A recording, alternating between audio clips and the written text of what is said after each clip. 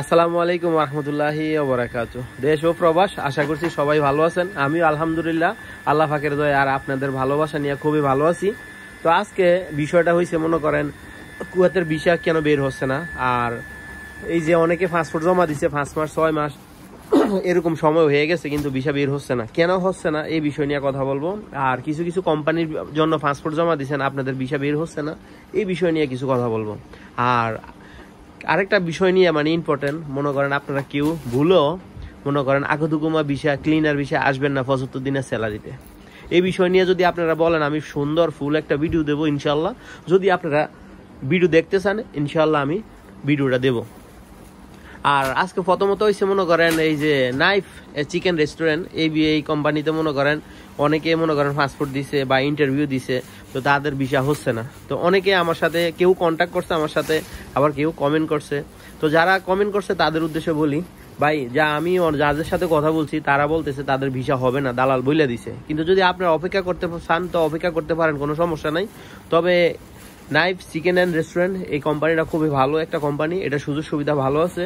Duty 10 থেকে 12 ঘন্টা duty হয়, এবং কি থাকা খাওয়া কোম্পানির, এবং কি বছরে ছুটি আছে 1 থেকে 1.5 মাসের ছুটি।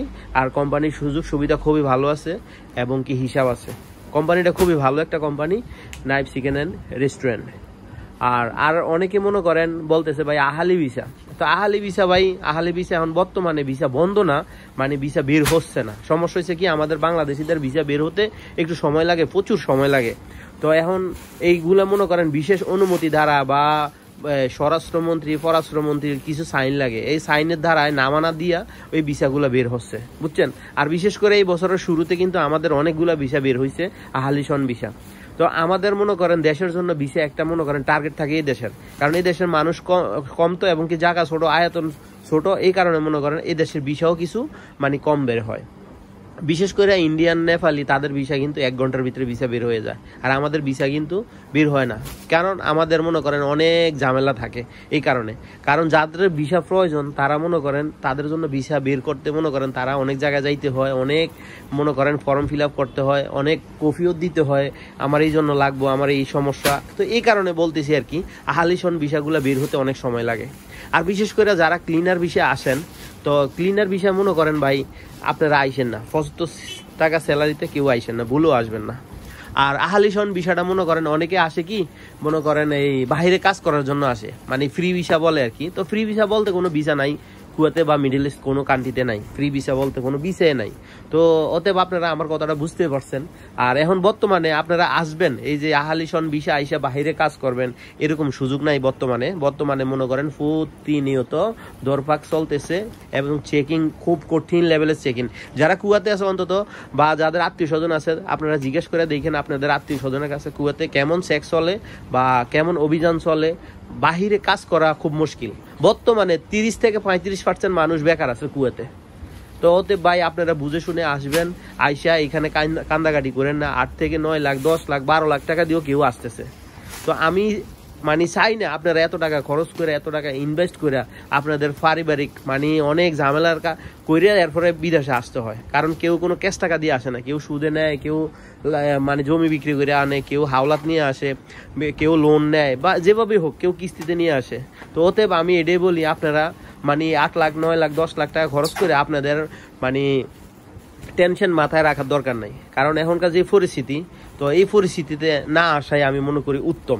এত টাকা খরচ করে আসেন, বুঝে শুনে ভালো ভিসা যখন পাবেন তখন আসবেন।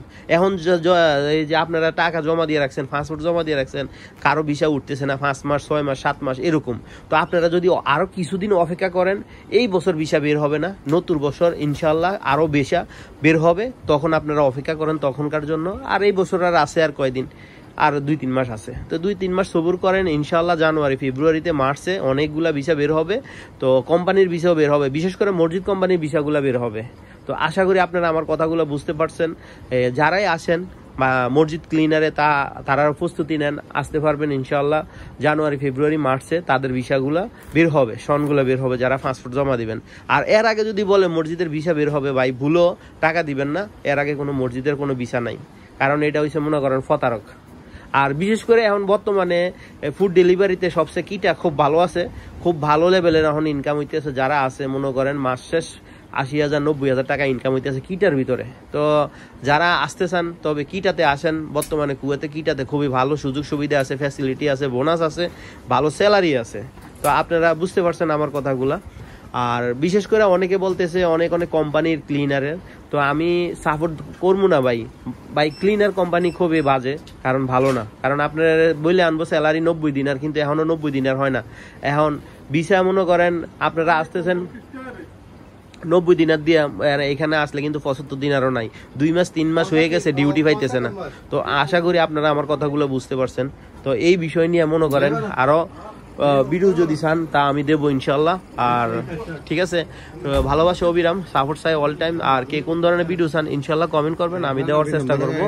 আর সবাই কিন্তু এই ভিডিওটা শেয়ার করে দিবেন। আর ইদানিং কিন্তু আমার ভিডিও খুব ভিউ কম হচ্ছে। আপনারা কি আমি তথ্যগুলো সঠিক দিই না মিথ্যা দিই, আপনারা এটা বুঝতেই পারেন। ঠিক আছে, তো সবাই ভালো থাকবেন, আল্লাহ হাফেজ।